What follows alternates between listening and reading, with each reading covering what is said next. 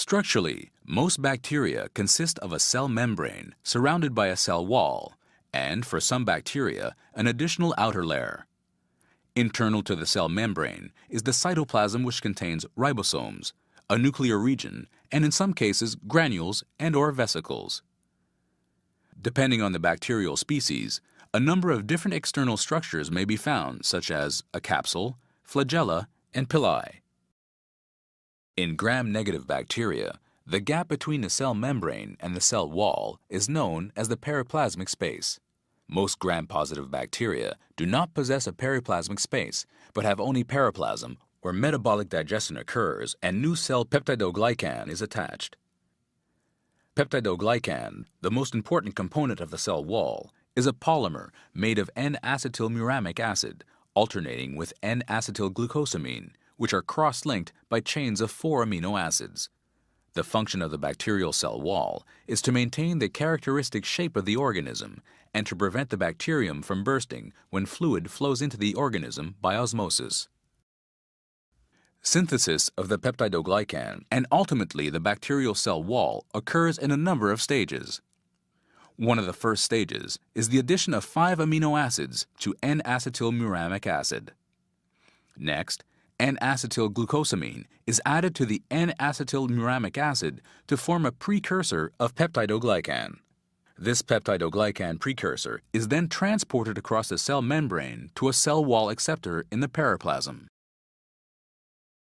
Once in the periplasm, the peptidoglycan precursors bind to cell wall acceptors and undergo extensive cross-linking.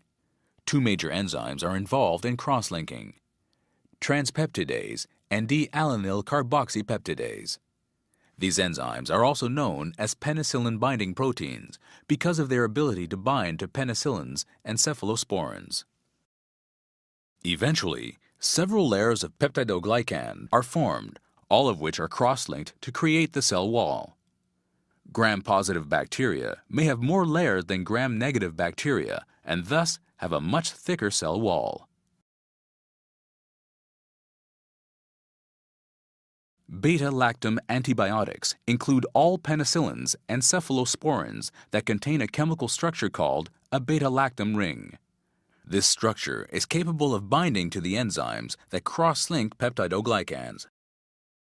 Beta-lactams interfere with cross-linking by binding to transpeptidase and D-alanine carboxypeptidase enzymes, thus preventing bacterial cell wall synthesis. By inhibiting cell wall synthesis, the bacterial cell is damaged. Gram-positive bacteria have a high internal osmotic pressure.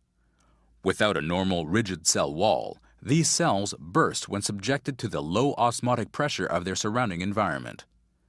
As well, the antibiotic penicillin-binding protein complex stimulates the release of autolysins that are capable of digesting the existing cell wall.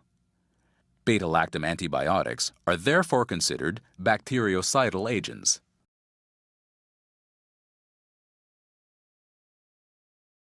Bacterial resistance to beta-lactam antibiotics may be acquired by several routes. One of the most important mechanisms is through a process known as transformation. During transformation, chromosomal genes are transferred from one bacterium to another.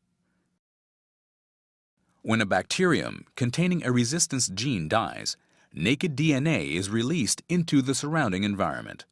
If a bacterium of sufficient similarity to the dead one is in the vicinity, it will be able to uptake the naked DNA containing the resistance gene.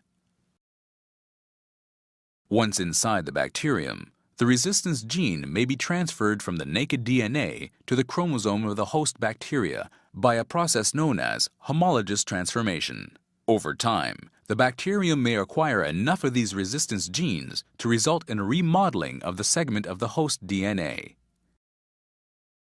If this remodeled DNA segment codes for cross-linking enzymes, i.e. penicillin-binding proteins, the result is the production of altered penicillin-binding proteins.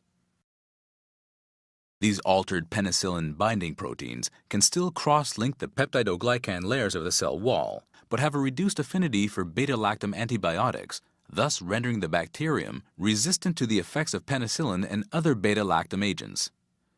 This transfer process has resulted in penicillin-resistant S. pneumoniae through the acquisition of genes from other naturally occurring penicillin-resistant Streptococcus species. A second important mechanism by which bacteria become resistant to beta-lactam antibiotics is by the production of enzymes capable of inactivating or modifying the drug before it has a chance to exert its effect on the bacteria. Depending on the bacterial species, the gene coding for these enzymes may be found as part of the host DNA or on plasmids, which are small, self-replicating units of genetic material. Bacteria are capable of passing these resistance plasmids to each other by conjugation. When two bacteria come into close contact with each other, a small channel is created between them which allows one of the bacteria to pass a copy of the resistance plasmid to the other. If the plasmid is transcribed and translated, the bacteria will begin to produce inactivating enzymes. These enzymes, capable of destroying beta-lactam antibiotics, are known as beta-lactamases. In gram-positive bacteria, the beta-lactamase enzyme is generally inducible, resulting in a large amount of enzyme being produced in the presence of the drug. In gram-negative bacteria, the beta-lactam enzymes are produced constitutively, i.e., even when the antibiotic is not present. Gram-positive bacteria release the beta-lactamase enzyme from the cell into the extracellular environment where it inactivates the drug before it enters the bacterial cell. In contrast, gram-negative bacteria retain the beta-lactamase enzyme within the periplasmic space, resulting in a more efficient mechanism than gram-positive bacteria. Ultimately, the destruction of the beta-lactam ring of the antibiotic renders it incapable of binding to the penicillin-binding protein, and thus the bacteria become resistant to that drug or class of drugs.